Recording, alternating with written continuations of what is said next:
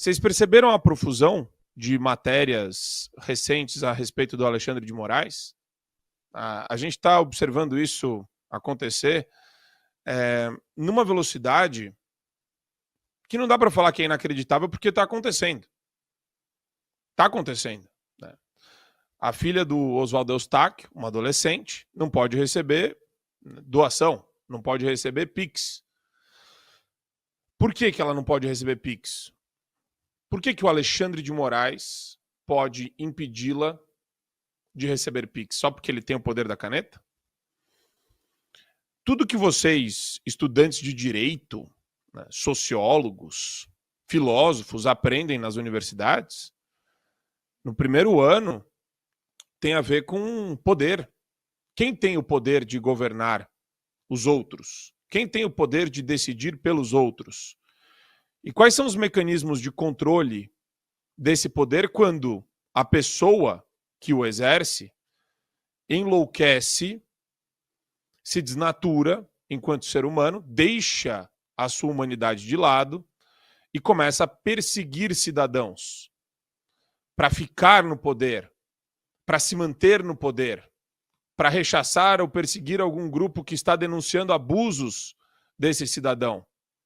Então tudo envolve construções e construções de décadas, de séculos de teorias e a implementação dessas teorias. E a morte de cidadãos e a morte de pessoas ao redor de todo mundo para defender liberdade.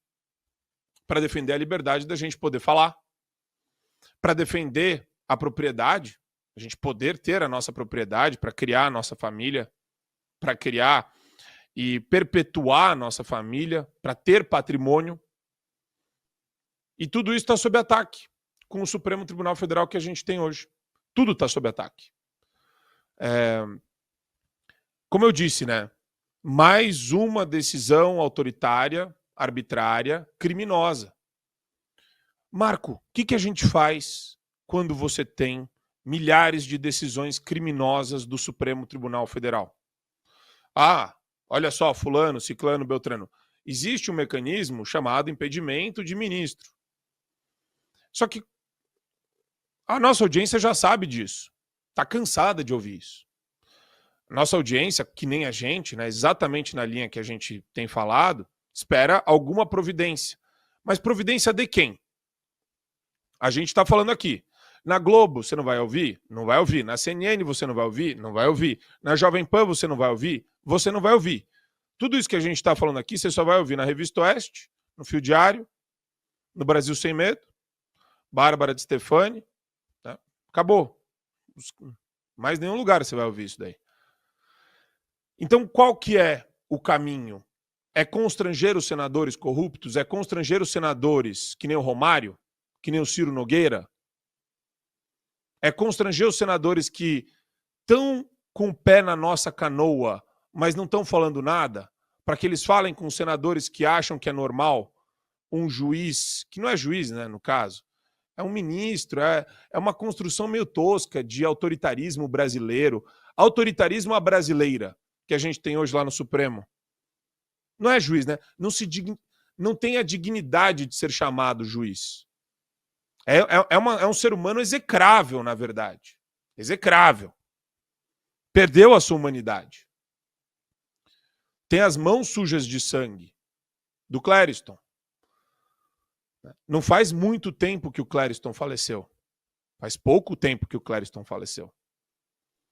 E é em memória dele e de todos os brasileiros que foram perseguidos que a gente tem a obrigação de continuar pressionando o Supremo Tribunal Federal sem saber o que vai acontecer.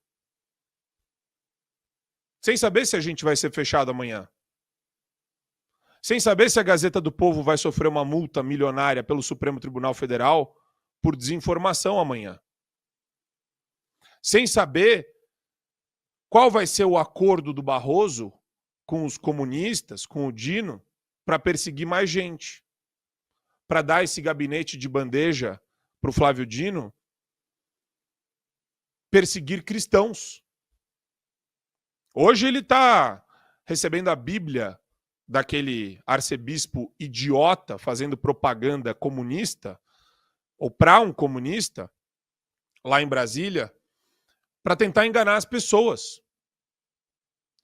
Amanhã ele vai perseguir as pessoas, as igrejas, os evangélicos, a religião. Ele vai perseguir todo mundo. Porque o exemplo já está posto. O exemplo do que pode ser feito sem freio, sem limite. O exemplo máximo de tortura, de prisão, de perseguição está posto. O precedente foi colocado pelo Alexandre de Moraes.